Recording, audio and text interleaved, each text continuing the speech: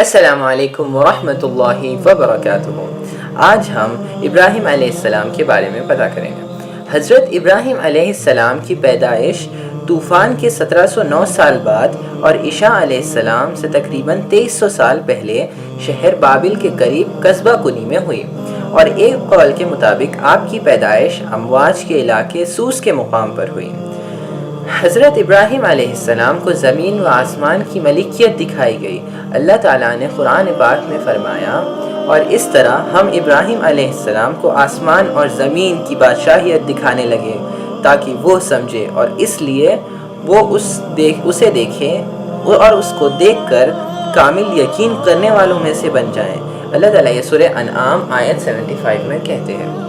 حضرت ابراہیم علیہ السلام کو زمین و آسمان کی تمام چیزیں دکھائی گئی، یہاں تک کہ چاند، سورج، پہاڑ، درخت اور دریا، تمام چیزوں کی حقیقت کو آپ نے دیکھا اور تمام روح زمین اور آسمان کو دیکھا۔ علامہ آلوشی رحمۃ اللہ علیہ فرماتے ہیں، حضرت ابراہیم علیہ السلام کو تمام نشانیاں اور تمام عجائبات دکھائے گئے۔ بے شک آپ پر 7 آسمان ظاہر کر دیے گئے، تو ابراہیم علیہ السلام نے آسمانوں اور زمینوں کی چیزوں کو دیکھا، یہاں تک کہ آپ کی نظر عرش الہی تک پہنچی۔ اس طرح آپ پر 7 زمینیں ظاہر کر دی گئیں، تو آپ نے 7 زمینوں کی ہر چیز کو دیکھا۔ سبحان اللہ! جب حضرت ابراہیم علیہ السلام کے علم کا یہ مقام ہے، تو سید محمد صلی اللہ علیہ وسلم کے علم کا کیا مقام ہوگا؟ سبحان اللہ! حضرت ابراہیم علیہ السلام کو 3 طرح کے ان نشانوں کی پہچان بتائی گئی۔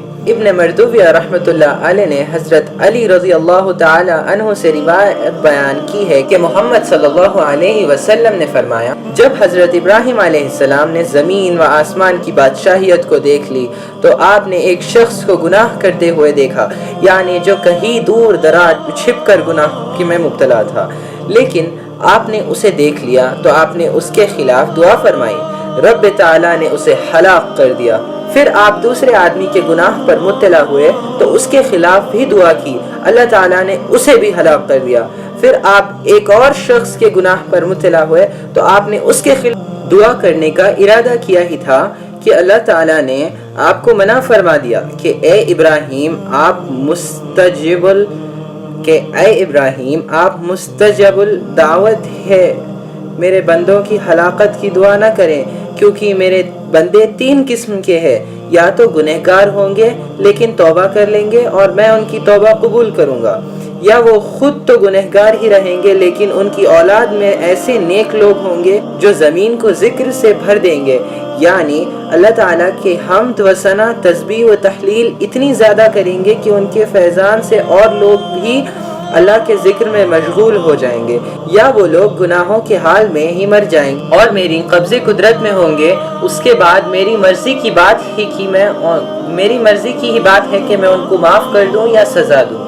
حضرت ابراہیم علیہ السلام نے بت پرستوں کو رد فرمایا۔ قرآن شریف میں ہے کہ اے نبی یاد کیجئے جب ابراہیم علیہ السلام نے اپنے عرافی باپ چچا عزر سے کہا کہ کیا تم بتوں کو خدا بناتے ہو؟ بے شک میں تمہیں اور تمہاری قوم کو کھلی گمراہی میں بتا دیتا ہوں۔ سورہ انعام آیت 74 میں ہمیں یہ پتہ چلتا ہے۔ ابراہیم علیہ السلام نے اپنے عرافی باپ سے کہا کہ اے میرے باپ، ایسی چیزوں کی کیوں عبادت کرتے ہو جو نہ سن سکتے ہیں اور نہ دیکھ سکتے ہیں اور نہ کچھ آپ کے کام آ سکتے ہیں؟ اے میرے باپ، میرے پاس وہ علم آیا جو آپ کے پاس نہیں آیا، تو آپ میرے پیچھے چلیں، میرا کہنے پر چلیں، میں آپ کو سیدھا راستہ دکھا دوں گا۔ اے میرے باپ، شیطان کی پوجا نہ کرے، بے شک شیطان تو رحمان کا نافرمان ہے۔ یہ ہمیں سورہ مریم آیت 42، 43 اور 44 میں پتہ چلتا ہے۔ ان تمام آیت میں باپ سے مراد آپ کا چچا عزر ہی ہے۔ آپ نے اسے نصیحت کرتے ہوئے کہا کہ جن بتوں کی تو پوجا کر رہا ہے وہ تیری عبادت کو نہیں دیکھ سکتے، تیری ثنا کو نہیں سن سکتے، اور بھی کسی چیز کو دیکھنا اور کسی قسم کا کلام سننا ان کی طاقت میں نہیں، اور تمہاری یا کسی اور کی امداد کرنا اور کسی قسم کی مصیبت سے نجات دینا اور تمہیں بے پرواہ کرنا جب انہیں حاصل نہیں تو وہ عبادت کے لائق کبھی نہیں ہو سکتے، بلکہ ان کی عبادت کرنا حقیقت شیطان کی عبادت ہے۔ اللہ تعالی ہمیں صراط المستقیم کے راستے پر چلنے والا بنائے۔ پارٹ 2 دیکھنا مت بھولیے گا۔ السلام علیکم ورحمۃ اللہ وبرکاتہ۔